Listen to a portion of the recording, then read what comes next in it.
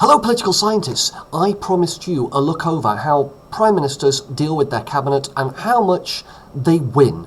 So this is all about how they win and how they lose. And I'm going to take a departure from the textbook here. I'll broadly follow it, you'll see what I'm doing in a moment, but I'm trying to package it slightly differently to make it easier to write essays later. That's my thinking. So if you want to use the textbook as well, use that as an extra, because it will be different. Nevertheless, we're going to talk about how Prime Ministers win and how Prime Ministers lose and where they draw their power from before setting up this idea of how they operate, their style. The textbook calls it presidential, which will be helpful when we do US politics, because you'll be able to compare the US President with the UK Prime Minister. At least that's the theory. So, without further ado, let's begin now that I've explained where I'm going. So, the role of the Prime Minister, and specifically, how they win. It's a Prime Ministerial car, in case you're wondering in the background. I'm very proud of myself with my images this time. Also, the camera's pointing in the wrong direction. Hang on. No. Oh no. Oh no. There we go, that's better. Right, so, let's move on. What powers does a PM actually wield? Now, we've talked about PM powers already. We talked about it when I was talking about Cabinet, but it's worthwhile going over them again and just reminding ourselves where we stand. So, what we're talking about with how Prime Ministers win is how far they can use their authority, note the italics, that is their justification for holding power in order to dominate UK politics. I think the textbook calls it, to what extent is the Prime Minister the dominant force in politics? And you can argue that maybe they are, but bear in mind, a lot of that is style and packaging rather than powers themselves. The next one is primus inter pares, which is Latin for first among equals, which is the official title given to the Prime Minister. Now, I say official, it started out as a bit of a cynical joke. First among equals, one cannot be first among equals. It doesn't work like that. The Prime Minister, theoretically, is the same as any other Member of Parliament, except they serve as the mouthpiece for the monarch and the sort of delegated authority. So, strictly speaking, there's no difference. However, as we've discussed constitutionally, they do have some powers. And those powers, i.e. not first among equals, are as follows. They get to appoint the cabinet. They get to appoint who they want to what job they want. They can change the different organs of the state. Each department, theoretically, can be changed at the stroke of a prime ministerial pen. So, basically, they hire and fire ministers. This makes them incredibly powerful within Parliament because they get to decide who's in charge of different areas of state, different areas of government, and delivery of different parts of a government's manifesto. They create and they staff cabinet committees, so they can even bring it down further and have one or two very trusted people doing what they want. And they understand through patronage that their jobs rely on the Prime Minister being satisfied with what they produce. Failure to do that could mean a loss of their job. And that means the Prime Minister's got a lot of what we call soft power, influence if you prefer. Other powers are the fact that he's the leader, or she is the leader of the government in Parliament. That means they pretty much set the agenda, they pretty much set the pace, and they set the tone. That's an incredible amount of power right there. And finally, there's their personality. The personality of the person holding the office can really influence quite a lot how much people pay attention, what kind of prime ministerial ship it's going to be, and they bring gravitas to the role. Now, all of these are official powers. These are things they can do. When we come to do US politics later on, you'll discover that the powers that a Prime Minister has in the UK are significantly less than the powers that a President has in the USA. And there's no getting away from that. These two things are very, very different. One cannot compare power-wise a PM and a President. A POTUS, if you prefer. One can compare, but the POTUS will always come out on top of the PM. That's just how it works. POTUS, by the way, is short for President of the United States. POTUS. POTUS. All in caps for reasons. I don't know why. So those are the powers. And they are less than a president. So when we come on to talk about how far a prime minister's presidential, you don't really get to talk about powers very much, because they aren't. They just aren't. Maybe part of a paragraph to mention? I don't know. It probably wouldn't be an entire essay, though. It would be a very boring essay, and you think, well, what's the point of the question then? Don't worry, I'll get to style later. So how do they use these powers to win? Well, the first thing you can do, and we talked about this with Cabinet, is they can appoint sympathetic ministers.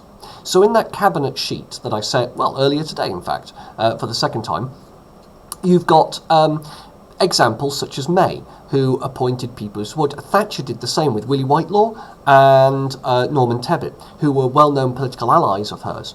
And so she needed them in cabinet, especially in the early days, to get what she wanted. She needed people she could trust to be on her side. So sympathetic ministers can be appointed by the Prime Minister, and that can give you a majority in a cabinet meeting, or it can provide you with backup when you need it most.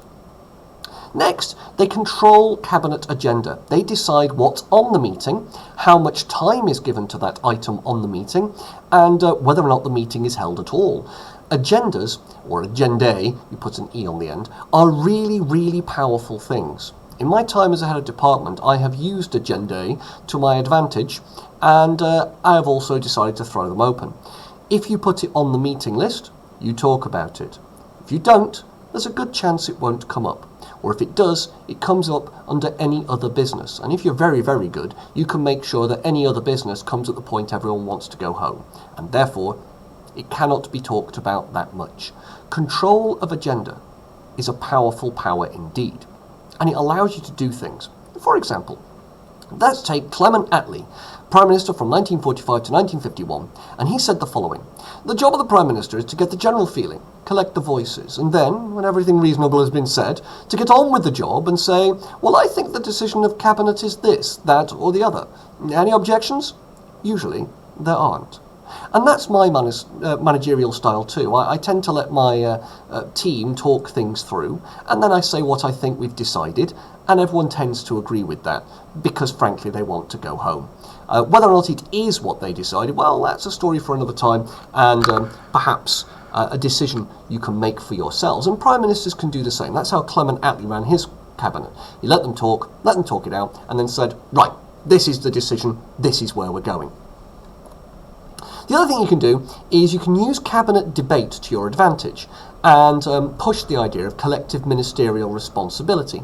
I.e., if you've got very strong personalities and big political beasts in your cabinet, then you can force them to have those big disagreements in private rather than in public, and then get everyone to agree. Let's take, for an example, the IMF loan of 1976.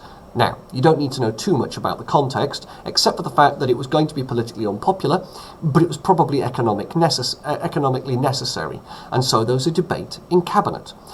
The then Prime Minister, James Callaghan, was against the idea, but recognised that without it, Britain's spending would be severely dented.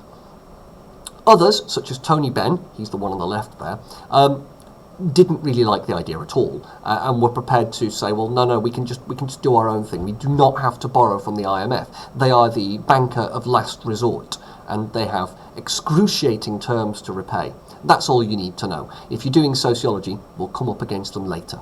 And Ben, Tony Benn, wrote in his diary about the meeting at the time and attributed the following quote to James Callaghan. He said, "We shall have to rally the majority view, whatever it is, or it will not be possible for me to carry on." In other words, you can make veiled threats. James Callaghan was largely popular within the party, on both sides of the party, and the party was quite divided at the time. And he was respected. He was popular in the country too. And basically what he was saying is, if you don't agree now on something, whatever the majority view is, I'll accept that people disagree. We've then got to go out, whatever that view is, I'm not even going to say what I think. And then we're going to go out there and we're going to push that majority view as collective ministerial responsibility. If you don't, I'll resign, there'll be an election, and then you'll have to think about your positions. That's one way of dealing with things, and it's from a position of strength. It sounds quite a weak thing to say, quite a passive thing to say. But you can see how Callaghan can kind of force people to have the debate, agree an outcome, and then do so in public, which we've talked about being a very powerful tool at a Prime Minister's disposal to show unity in government. And remember, the game they're playing is politics, not just running the country. They have to appear to the electorate that they can run the show without too many arguments, or unnecessary arguments at any rate. There is another way of doing things, and that is exemplified best by the Westland affair in 1986. Westland was a military company making helicopters, among other things, and it had gone to the wall, and it's a private company, and it was going to get taken over. There were two rival competing bids. One was from a company based in Europe, and the other one was from a company based in the USA. The British government, because they had procured helicopters and were still doing so for the British military, had a say in whether or not that company was owned by a European company or a USA company. They had to decide which one would be allowed. That's how it works with things that are close to national security. There had to be a cabinet meeting. Margaret Thatcher, for she was the Prime Minister at the time, called a cabinet meeting, but made it immediately apparent that she preferred the United States option over the European option, quite apart from which was best for the economy, which was best for the state, which was best for the helicopters that Westland was producing. It all came down to the fact that she preferred the US over Europe. And from the beginning of the debate, she made it clear which one she wanted them to agree with. This led to Michael Heseltine, a chief cabinet minister and well-known opponent of some of Thatcher's policies, becoming frustrated and reportedly shouting, "I can no longer be a member of this cabinet," before quitting. The photograph I show you there is him leaving the meeting early, and it was the first indication anyone else got that he'd resigned from the cabinet. He officially read out his resignation the following day. But there you have it. In the middle of a meeting, someone says, "I cannot be part of this cabinet. I can't do that. I cannot agree with this because I don't, and you won't even let me have my argument." Thatcher was strong enough to let that kind of thing slide in 1986. She'd already won 2 landslide elections and was on track in 1987 to win a third. As a consequence, she could take the hit, and so she did. Heseltine believed that she couldn't, and that's the interesting thing about politics. It's politicians playing politics, obviously. I've just realised how dark this is. I'm sure you can work it out anyway. You can sort of see my facial expressions. The other thing you can do is you can reduce the number of meetings so that you only meet when you want to. Instead, you hold what are called ad hoc, another thing of Latin there, ad hoc meetings as and when they are necessary. So usually at this point I make an historical allusion to someone called Otto von Bismarck, who used to run, well, it will become Germany, but before then Prussia. And his managerial style I had a lot of time for when I was a sixth former, because I learnt about the unification of Germany. And Bismarck had this thing. He met ministers on their own. He'd call them into his office and he'd say, right, all his ministers were opposed to a course of action he wanted to do. So he'd call in the first one and say, look, everyone agrees with my point of view. I know you don't, but everyone else agrees. So why don't you sign it first? And that way you get the jump on them politically so that you can look like you were always behind this policy when it inevitably goes through. So they'd sign the law. He'd then call in the second. Look, remember that major opponent? They've already signed it. Are you going to be an opponent now? Are you going to stand up and try and take that role? Because they're bigger than you and they will smack you down if you try. So they'd duly sign it, and so on and so forth. Until he had a long list, and then he'd get someone in and say, look, everyone else has signed it. Why don't you just sign it? So they did. And thus, policies that wouldn't get passed otherwise got passed through ad hoc meetings. If there was a proper meeting where everyone got to air their views, well, you'd never have a chance. So ad hoc meetings, calling in ministers one by one to take the temperature, have a discussion, this can be really powerful. This was typified as Blair's sofa, the number 10 sofa. Tony Blair, Tonty Blair was behind this, sorry, it's a joke that's never going to die, would call people into number 10, sit them on the sofa, and have a quick chat. And this meant that Tony Blair tended to get what he wanted. One-on-ones, I've also called it. So, an anonymous minister in 1998 said to a newspaper journalist, the most important phrase in politics these days is Tony wants. basically saying that without Tony Blair, nothing got done. Now, you've done some of this already. You've seen examples of a cabinet meeting that literally was unable to decide anything because Tony Blair wasn't there and nobody dared cross him. He was that powerful within the party and within the country as Prime Minister. Tony Blair, arguably, is our example. Ur is the earliest known city in human history. So when we use example, we tend to mean it's the first and most obvious example of what we're trying to explain. So the city of is the first place in history that could be called a city. So if Tony Blair is our example, that means that means he is the most obvious candidate for a presidential prime minister. That doesn't mean that he is the most presidential, it's just that he typifies most of the facets we're going to be talking about. You could argue that other people are more or less presidential than Tony Blair, but Tony Blair pretty much covers the whole field, and therefore is our exemplar to prove a point. You can still argue that he wasn't entirely presidential. That's possible. It's just he's the best example we have to prove about style and his potential power and domination of politics. So I'll tip a wink further. That's how we use Tony Blair.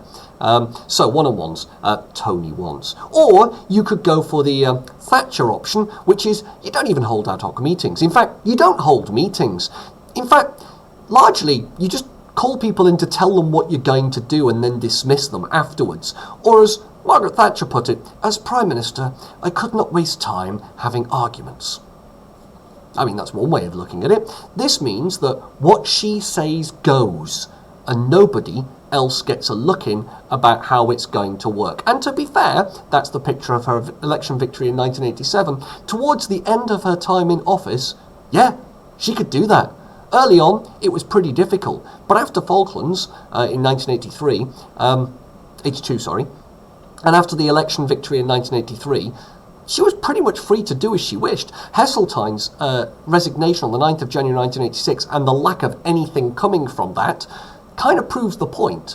She was, well, free to do as she wished. But in 1990, she gets chucked out of leadership of the party. So there's a limit to her power. Whereas Tony Blair resigned before anybody could come for him. In fact, there wasn't even a whiff of anybody coming for him, which is interesting.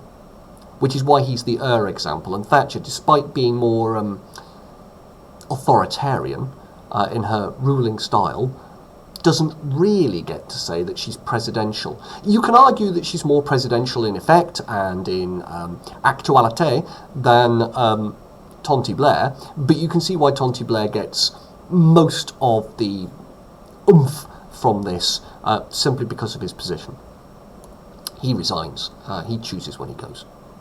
You can also leak against your cabinet ministers. If you don't like them, then you can make sure that a story goes out that makes them look less than good.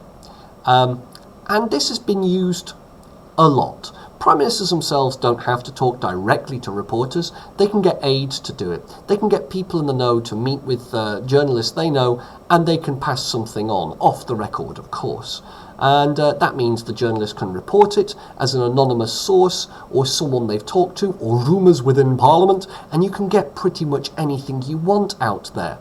So, May, for example, used this with Boris Johnson when Johnson and the Leavers were getting too annoying. She'd leak stuff she knew about Johnson. To be fair, there's always something. And stories went into the press and Johnson looked like a joke. I mean, he didn't help matters. He did avoid one vote, for example, by going to Afghanistan, where he failed to meet anybody because he hadn't arranged it in advance. Theresa May simply let it be known that she had nothing to do with the organisation of the trip. That's it. That's all she had to do.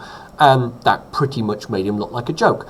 Fat lot of good it did in the end. But at the time, it prevented him from sticking his head up in complicated ways in cabinet debates. She also did it against the Remain side of her cabinet, such as Hammond.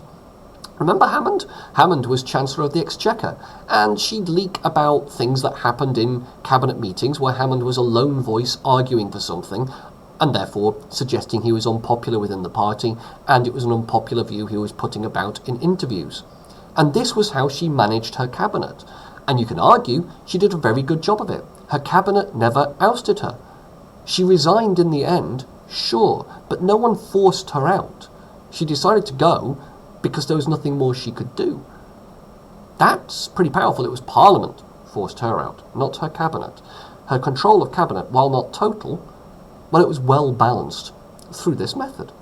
And she held a lot of meetings, so she can't be used as an example of previous points. Tonti Blair did it with Peter Mandelson. Peter Mandelson was well known as a fixer and a powerful political beast within his cabinet, and as time went on, he was getting more and more of his own way and started doing things with the press. Mandelson was very, very connected to the press, and he could make sure that stories were spun, for want of a better phrase, the way he wanted them to be spun. He had too much influence. Tonti Blair disliked it, and so he leaked a few stories, or saw to it that a few stories about Mandelson's more varied interests. They weren't, strictly speaking, corruption, but they were close enough in the press that, yeah, it looked bad, and he just made sure the press knew about them. And that was it.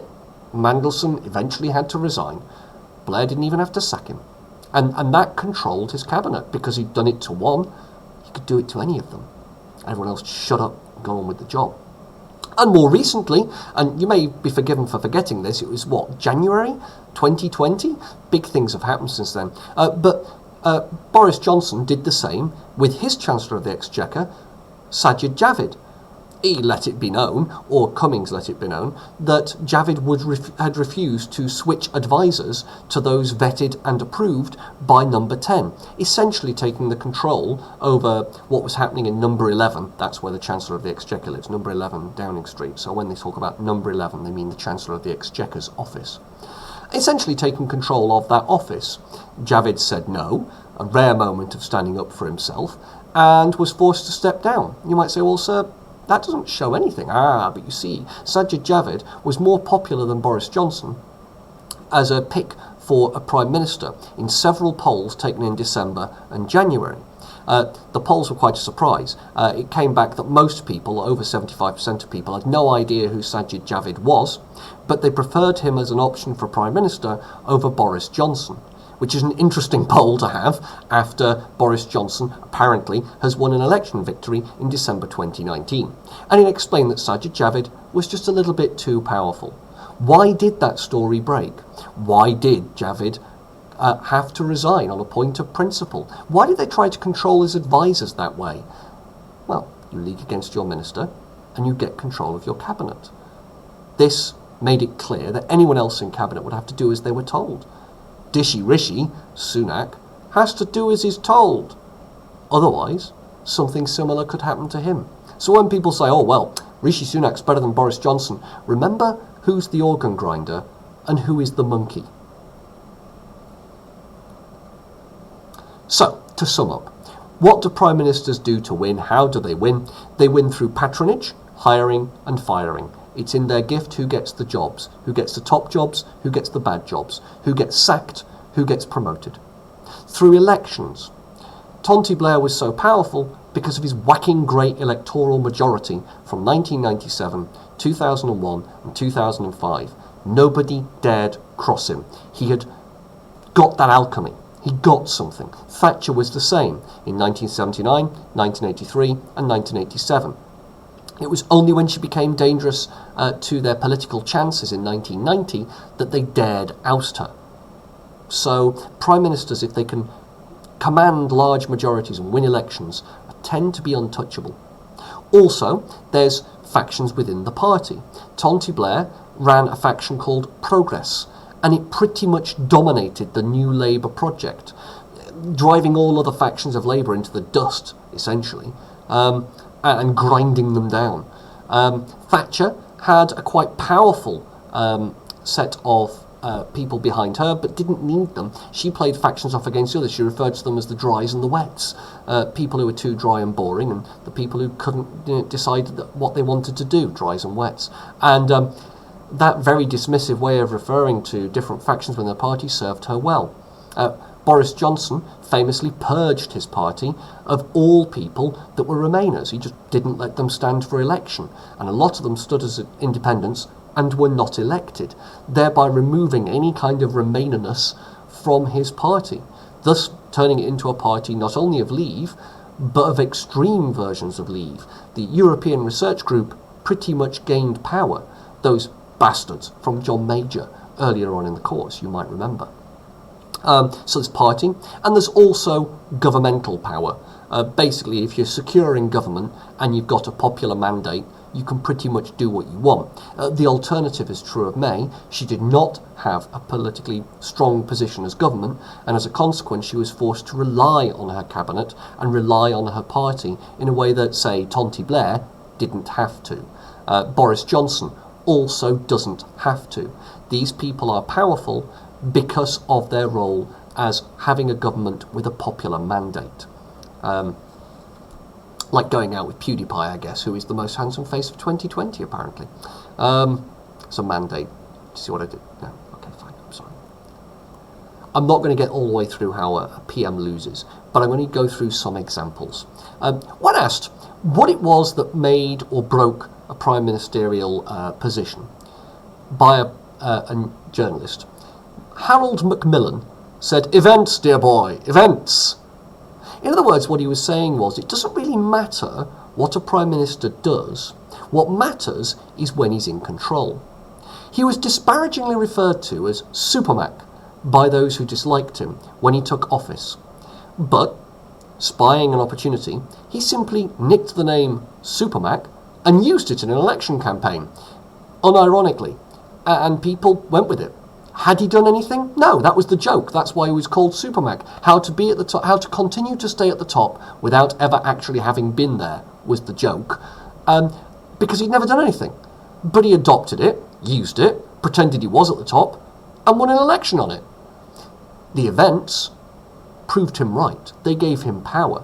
However, over the next few years, things started to go a bit sour. There were a series of scandals. Spy scandals, the Profumo affair, the Philby affair. There was the Lord Argyle trial, in which Lord Argyle essentially divorced his wife and said that she slept with up to 10 other people at various sexual orgies, and named those people, which included cabinet ministers. You know, whilst they were saying about how people should only be married and not commit adultery and stuff like that. This was a bit embarrassing, to say the least. Don't know what Lord Argyle thought he was doing, but he brought down a lot of government ministers with him, because it was proven in an actual trial that yes, they actually had done these things and committed adultery and attended these huge orgies. And then in the Profumo affair, John Profumo, the Minister of Defence, was found not only to have attended these orgies, that was largely known, but he'd slept with someone called Christine Keeler, who, whilst not being a prostitute, was reasonably close, and she'd slept with KGB operatives, sometimes at the same orgy. Oops! And now whether or not he passed on any secrets. That would have been fine, I guess, but when he was asked by Macmillan, he said, "No, I didn't do that," and then admitted in the House of Commons that he totally did. Harold Macmillan was forced to do something to show he had authority over his cabinet, who appeared to ignore his entreaties to not be sleazy. He rearranged his cabinet. And as Jeremy Thorpe, a Liberal MP, said in 1962, "Greater love hath no man than he lay down his friends for his life," which is a pastiche on Jesus' quote, "Greater love hath no man than he lay down his life for his friends," implying that Jesus did more than just lay down his life for his friends. That's the idea behind that one. And thus he became known as Mack the Knife, after a song at the time, a jazz song, about a murderer who went round lulling people into a false sense of security, then stabbing them back, and after a particular cartoon, it's there on the screen for you, in which he was referred to as Mack the Knife, and then became known as that by pretty much everybody. Events conspired to change the power of Macmillan rather than anything internally in the party or anything internally in his cabinet. Events, dear boy, events. And thus I have set the scene, I hope, for how events will change prime ministerial powers. And it's that I'll come back to tomorrow, and I'll try and do 2 separate videos, each of half an hour. It seems to work this way. We'll see how we go. But that brings me to the end of this particular instalment. There'll be more videos in the next bit, so if you're having a look at the PowerPoint that I've attached to show my homework, you'll find an awful lot of links on there to videos. So the next instalment will likely be, well, we'll see how we go. I'll see how long it takes, but there's some fairly long video clips in that section. as I would show them in lesson. Nevertheless, thank you, if you have been, for watching. I hope you have a good rest of your day, and I look forward to seeing you in the next video. Stay safe out there. I hope things are going well, and yeah, I will see you later. That brings me almost to half an hour exactly. It's almost like I planned it. Well, you know, or not. See you around.